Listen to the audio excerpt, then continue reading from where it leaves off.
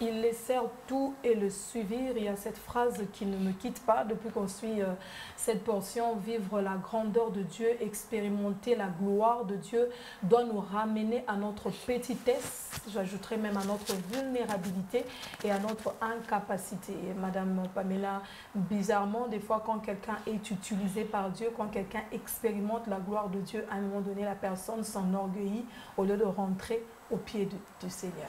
C'est ce qui est dommage, hein, Maman Joy, c'est vraiment dommage que les gens s'enorgueillissent.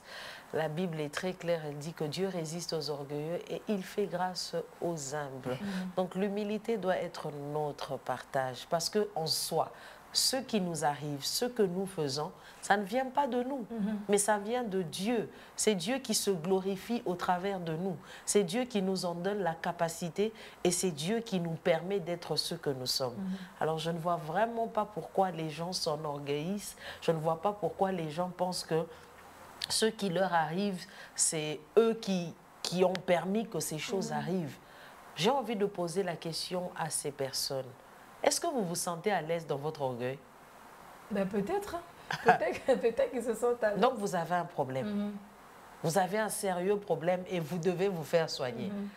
Et vous devez vous faire soigner, vous devez vous faire perfuser par l'humilité. L'humilité doit être votre partage. L'humilité doit être votre vie parce que c'est Dieu qui a permis et c'est Dieu qui vous a rendu capable de faire ce que vous faites. Et sa gloire, c'est sa gloire à lui et elle se manifeste dans votre vie. Permettez-moi de parler de quelque chose qui est arrivé à quelqu'un.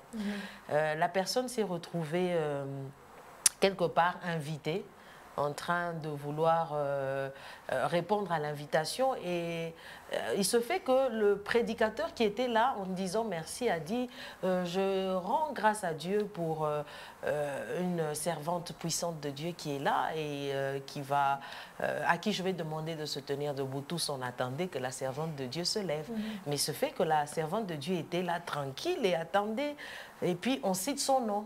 Puis la servante sent en elle-même qu'on a dit que j'étais puissante. On a dit que... Et puis elle sent comme si, sur ses épaules, quelqu'un rabaisser ses épaules. Et puis elle se dit, mais qu'est-ce qui se passe? Et puis elle sent un sentiment comme de colère, comme de contrarié. Et puis après, le Saint-Esprit lui explique, il dit, mais pourquoi tu étais en train de t'enorgueillir? Parce que même si on a dit ce que tu étais, c'est grâce à moi, ce n'est pas grâce à toi. Alors pourquoi tu sens comme si tes épaules sont en train de s'élargir ou de remonter vers le ciel jusqu'à arriver au ciel? Et la leçon que cette personne a compris, c'est que celui qui élève, c'est Dieu. Même si on vous présente aux yeux du monde, même si le monde arrive à constater ce que vous avez en vous, ce que Dieu a déposé en vous, ou même si vous arrivez à ressusciter les morts, vous arrivez à faire en sorte que par votre prière, les cancéreux soient guéris, les sidatiques soient guéris, sachez que c'est la grâce de Dieu simplement. Vous êtes des instruments par lesquels Dieu passe pour atteindre ses vies. Donc ne vous enorgueillissez pas.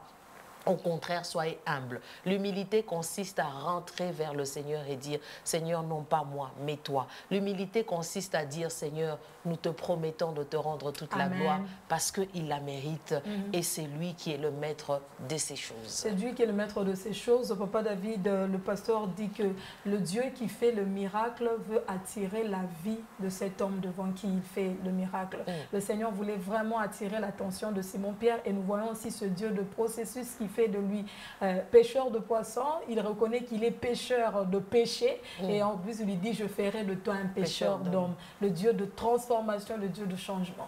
Oui, le Dieu de transformation, le Dieu de changement. C'est très intéressant cette histoire. Très intéressant. Au départ, l'apôtre Pierre, quand il voit le Seigneur arriver, il a vécu du surnaturel, le miracle. Alors, il lui demande de jeter le filet. Et quand il jette le filet, la quantité de poissons qu'il fait remonter dans la barque, il dit, mais non, non, non, non. Je n'ai jamais vu. Je n'ai jamais vu un homme comme celui-ci. Et il vient se jeter à ses pieds. Il se jette à genoux, il dit, retire-toi de moi, car je suis un homme pêcheur. Voilà. Le premier pêcheur qu'il était, lui qui pêchait les poissons, c'est un pêcheur de poissons. Deuxièmement, il déclare son identité. Tout commence là, madame. Oui. Retire-toi de moi car je suis un homme pécheur. Tout commence par là. Quelqu'un qui sait que je ne suis qu'un pécheur. C'est par la grâce de Dieu que j'ai été sauvé, purifié, lavé. Je suis devenu ce que je suis devenu. Capable de dire ce que j'ai dit. Capable de faire ce que je fais. L'attitude qui doit les caractériser, c'est l'humilité. De reconnaître que tout ce que je fais, ce n'est pas moi qui l'ai fait. C'est par le fait que le Seigneur est en moi, c'est lui qui me donne la capacité de le faire. Il ne sera caractérisé que par l'humilité. Et encore là, le Seigneur lui donne même une vocation. Il dit, je ferai de toi un pécheur d'hommes. Les 3 niveaux des pécheurs. Oui. Donc, lui qui était pêcheur de poissons, pour subvenir à ses besoins, pour prendre en charge les minérales de ses enfants, pour pouvoir aux besoins de son foyer et pour donner de quoi à manger dans sa famille, mais aussi pour avoir des projets. Le Seigneur vient, il lui donne ce qu'il cherchait, mais il lui amène dans une autre dimension de se découvrir, lui, par rapport à Jésus. Il tombe aux pieds de Jésus, il dit, retire-toi de moi, je suis un homme pécheur. Oui. Il reconnaît sa nature, il reconnaît son identité, il se rend compte qu'il est incapable de s'approcher de Jésus. Mais d'autre part, Papa David, je ne vous interromps pas, on reste sur pécheur de péché. Il y a des fois cette tendance ou encore cette ruse de l'ennemi qui fait que quand une personne reconnaît tout justement qu'il est pécheur, au lieu de s'approcher du trône de Dieu, veut rester dans sa position. Nous rencontrons des fois des hommes qui disent que, en tout cas, ces jours-ci, je ne vis pas bien. Je ne viendrai pas à l'église. Ce sentiment-là d'avoir peut-être peur de la présence de Dieu, où on a l'impression que la gloire de Dieu est d'être rejeté, ça arrive quand même. Là, c'est autre chose, madame. Oui. Là, c'est autre chose. Retire-toi de moi, car je suis un homme pécheur. Oui. Il est où? À genoux, au pied de Jésus. Oui. Oui. C'est ça. C'est l'attitude qu'il faut encourager. Oui. Venir dans la présence de Dieu et pleurer sur ce péché. Reconnaître que je suis un pécheur, aie pitié de moi. Et le pasteur Guillamani a dit, Pierre n'a pas bien fait. Quand il dit « retire-toi de moi », c'est quand on reconnaît son état de péché, on ne demande pas à Jésus de se retirer. Au contraire, on l'invite de venir à notre secours. Oui. Nous avions parlé de ça depuis hier. Donc je reviens là-dessus pour dire que les gens qui disent « en tout cas, moi, ces derniers temps, je ne vis pas bien, je ne vais pas aller à l'église ». Non, non, non, non. En fait, ce sont des gens qui veulent, n'est-ce pas, trouver, c'est comment on appelle ça, bien dans leur voilà. C'est ça même. Oui. Et ils veulent chérir leur état de péché. C'est-à-dire, ils disent, moi, en tout cas, ces derniers temps, je ne suis pas bien, je ne viendrai pas à l'église. C'est pas parce qu'il veut s'humilier et demander pardon, non. Il reconnaît son état de péché, il ne fait rien. Il ne fait rien. Et ce n'est pas la bonne Et dans la attitude. Bible, nous avons un exemple très frappant dans le livre des Actes des Apôtres. L'apôtre Pierre, on l'arrête à Jérusalem, le tribun Lysias le prend, et quand il le prend, il voit que les Juifs veulent le tuer, il l'amène à Césarée. Là, à Césarée, il y avait un gouverneur du nom de Félix. Et Félix, le gouverneur Félix, était marié à une femme Drusille. Drusille était d'origine juive. C'était une juive. Mais ce n'est pas une femme qu'il avait acquise de la meilleure façon. Il l'a, n'est-ce pas, ravie de la main d'un mari, et il a fait d'elle sa femme.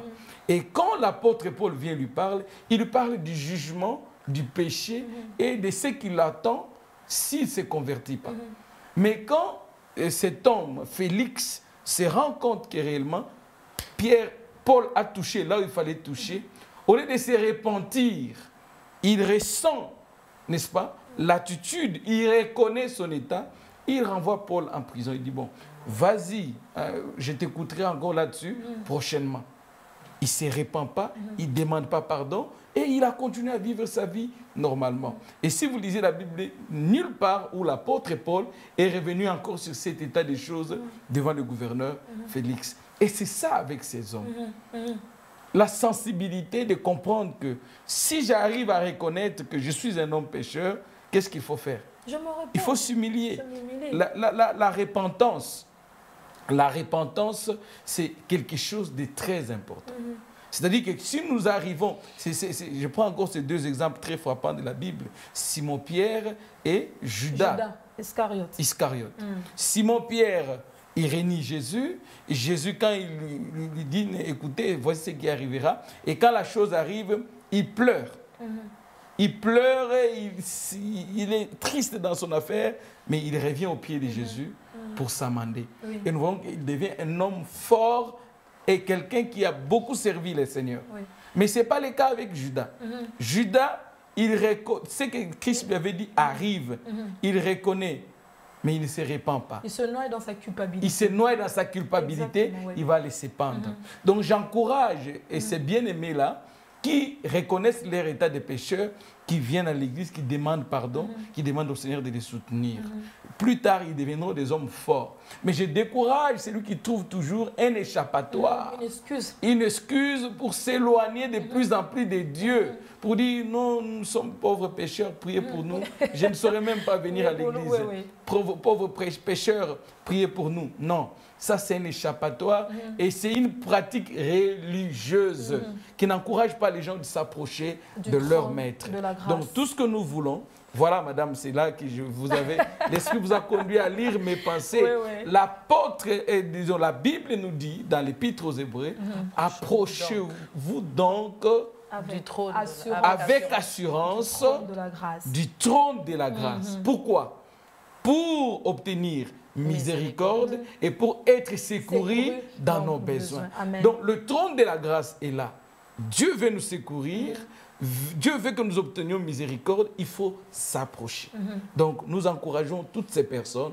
Quand tu reconnais que tu es pécheur, qu'est-ce qu'il faut faire? Il faut s'approcher. La voie est libre. Agenouille-toi seulement là où tu es. Demande pardon.